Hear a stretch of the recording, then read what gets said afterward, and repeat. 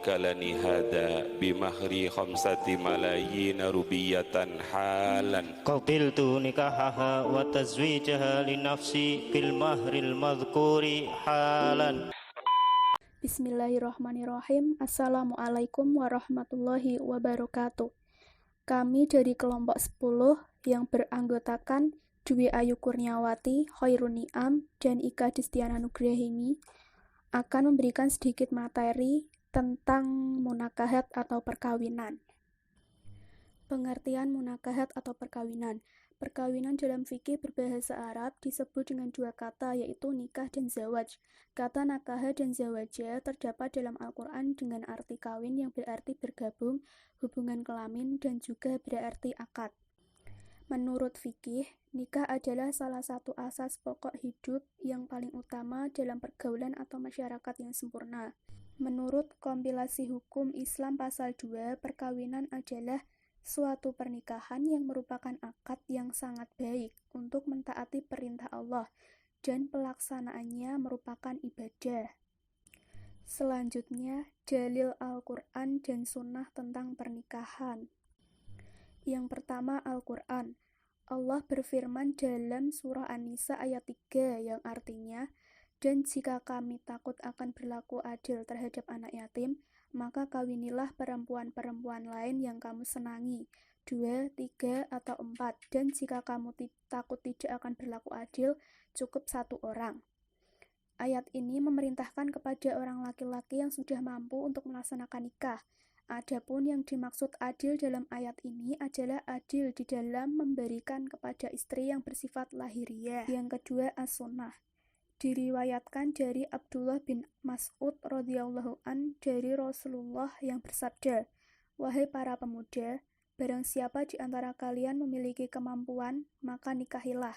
Karena itu dapat lebih baik menahan pandangan dan menjaga kehormatan. Dan barang siapa yang tidak memiliki kemampuan itu, hendaklah ia selalu berpuasa, sebab puasa itu merupakan kendali baginya." Hadis riwayat Bukhari Muslim. Selanjutnya, hukum munakahat atau perkawinan. Hukum nikah ini dapat dibagi menjadi 5 macam. 1. Sunnah. Bagi orang yang berkehendak dan baginya yang mempunyai biaya sehingga dapat memberikan nafkah kepada istrinya dan keperluan-keperluan lain yang mesti dipenuhi. 2. Wajib. Bagi orang yang mampu melaksanakan pernikahan dan kalau tidak menikah ia akan terjerumus dalam perzinaan.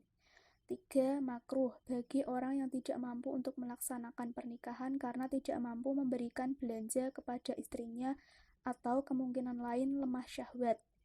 4. Haram. Bagi orang yang ingin menikahi dengan niat untuk menyakiti istrinya atau menyia-nyiakan. 5. Mubah. Bagi orang-orang yang tidak terdesak oleh hal-hal yang diharuskan segera menikah atau yang mengharamkannya. Kemudian tujuan munakahat.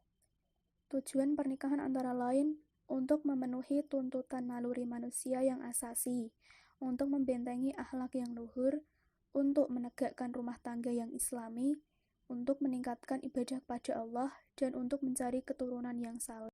Selanjutnya, rukun dan syarat sah munakahat atau perkawinan. Rukun perkawinan antara lain calon istri, calon suami, wali nikah dari mempelai perempuan, dan 2 orang saksi. Adapun syarat-syarat sah pernikahan antara lain, kedua mempelai beragama Islam, laki-laki bukan mahram bagi calon istri, wali akad nikah, tidak sedang melaksanakan haji, dan bukan merupakan paksaan. Hak suami dan istri. Yang pertama, hak suami terhadap istri dibagi menjadi 1. Ditaati kecuali dalam perkara maksiat. Artinya, istri wajib menaati segala perintah dari suami, tetapi masih pada jalan yang lurus, tidak ke arah yang maksiat. Yang kedua, berhak agar istri menjaga diri sendiri dan harta suami. Yang ketiga, dijaga nama baik oleh istri. Hak istri terhadap suami dibagi menjadi 1. Hak mendapatkan mahar. 2. Hak mendapatkan perilaku yang ma'ruf dari suami. Artinya, istri harus diperlakukan dengan baik dan penuh kasih sayang oleh suami. Yang ketiga, dijaga nama baik oleh suami. Kewajiban suami dan istri. Yang pertama, kewajiban suami. Kewajiban suami dibagi menjadi 1. Membimbing keluarga. Artinya, suami harus mampu membimbing keluarga ke arah yang benar, ke arah yang diridhoi oleh Allah, bukan ke arah yang maksiat. Yang kedua, melindungi keluarga. Suami harus mampu melindungi keluarga dalam keadaan apapun, dalam bahaya apapun. 3. Memenuhi kebutuhan keluarga. Yang keempat, memberikan pendidikan agama pada keluarganya. Artinya, suami wajib memberikan dan menanamkan pendidikan agama pada keluarga dan anak-anaknya, pada istrinya. Yang kelima, menafkahi keluarga. Yang keenam, memberikan tempat tinggal yang layak. Kewajiban istri. Yang pertama, berbakti kepada suami, tetapi pada jalan yang diridhoi oleh Allah. Yang kedua, mengatur keuangan keluarga. Istri harus mampu mengatur keuangan keluarga. Yang ketiga, taat pada suami. Yang keempat, mengasuh dan mendidik anak. Keluarga sakinah. Keluarga sakinah yaitu keluarga yang harmonis, bahagia lahir batin, hidup tenang, tentram, damai, dan penuh kasih sayang. Istilah sakinah digunakan Al-Quran untuk menggambarkan kenyamanan keluarga. Istilah ini memiliki akar kata yang sama dengan sakanun, yang berarti tempat tinggal. Jadi mudah dipahami memang jika istilah itu digunakan Al-Quran untuk menyebut tempat berlabuhnya setiap anggota keluarga dalam suasana yang nyaman dan tenang. Cara mewujudkan keluarga sakinah yaitu dengan menjadikan keluarga yang ahli sujud, ahli taat, ahli berzikir, menjadikan rumah sebagai pusat ilmu, menjadikan rumah sebagai pusat cahaya, dan menjadikan rumah sebagai pusat kemuliaan. Unsur-unsur keluarga sakinah.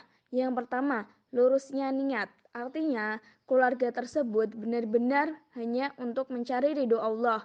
Yang kedua, kasih sayang. Antara satu anggota keluarga dengan lainnya harus saling mengasihi dan menyayangi.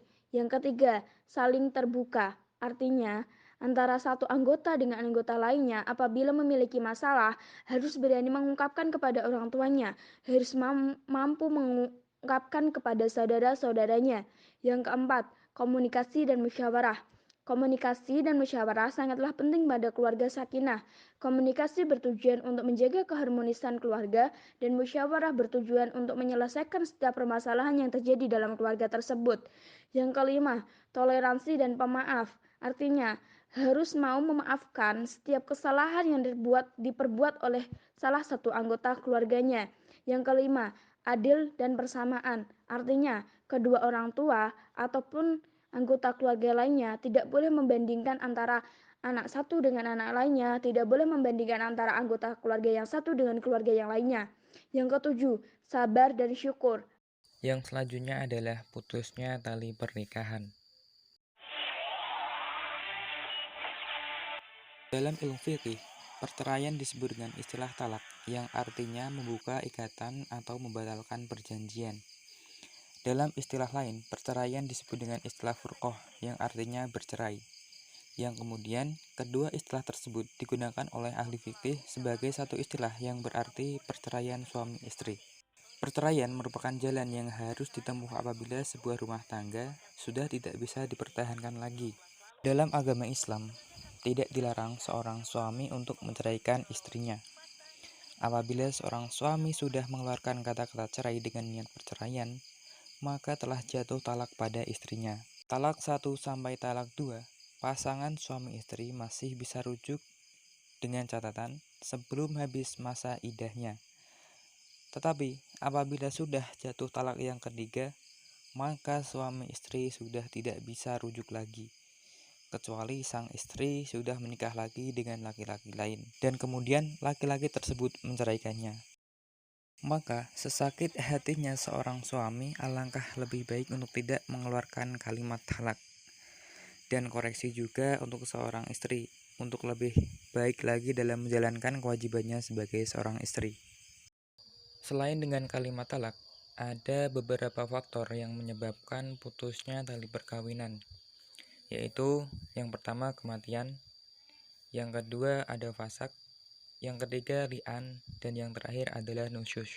Itulah beberapa faktor yang menyebabkan putusnya tali pernikahan. Sekian materi yang dapat kami sampaikan, lebih kurangnya kami mohon maaf. Terima kasih. Wassalamualaikum warahmatullahi wabarakatuh.